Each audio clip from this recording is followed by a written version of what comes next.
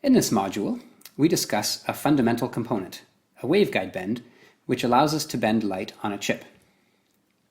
A requirement for silicon photonics is to bend waveguides, for example, for signal routing. Here is an image of an interferometer circuit written by electron beam lithography. The focus of the module is on the waveguide bends. We must understand how much optical loss is introduced by the bend. The most important point to understand is that light propagating in a bend gets pushed out to the side.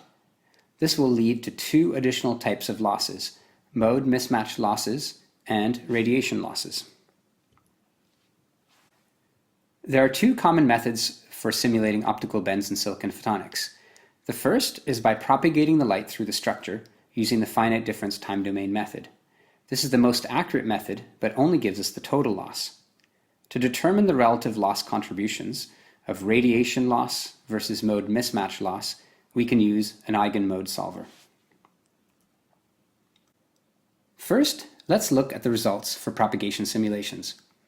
The following movie shows what happens in a bend with a 0.5 micron radius. The most important effect is that there is a significant scattering occurring at the transition from the straight region to the bend region. This leads to optical loss. At the output of the bend, it is also seen that the light appears to travel like a worm. This is similar to total internal reflection. What this indicates is that there are multiple modes excited by the bend. Hence, some of the light in the fundamental mode is now traveling in the second mode.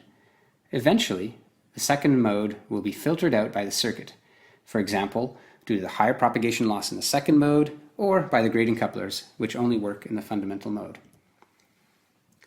The previous example movie was for a very small bend. In reality, you will design your circuits using a much larger bend radius, such as 5 microns.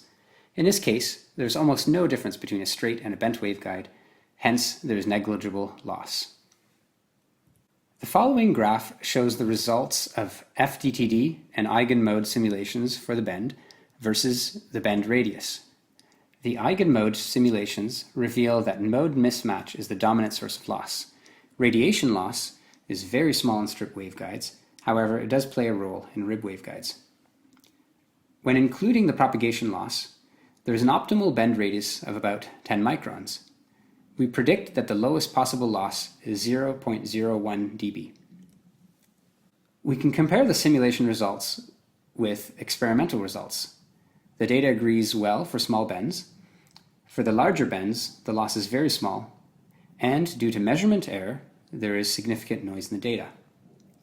The main conclusion is that a large enough bend radius is required to ensure low optical loss. Typically, 5 to 10 microns is sufficient. There are several methods for decreasing mode mismatch loss. The first is to increase the bend radius. The second is to slightly offset the straight and bent waveguides. Another method is to vary the curvature smoothly rather than abruptly. This is done using an adiabatic bend creating using a Bezier curve. An adiabatic 90-degree bend based on a Bezier curve can have a lower optical insertion loss than a traditional arc with a constant radius of curvature.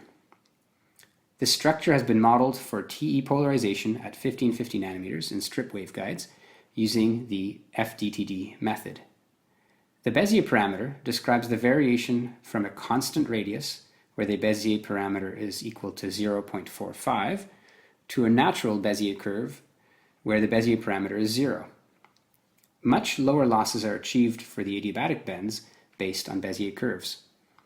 The best 5 micron Bezier bend has the same performance as a 20 micron radial bend, whereas the best 3 micron bend has the same performance as a 6 micron radial bend.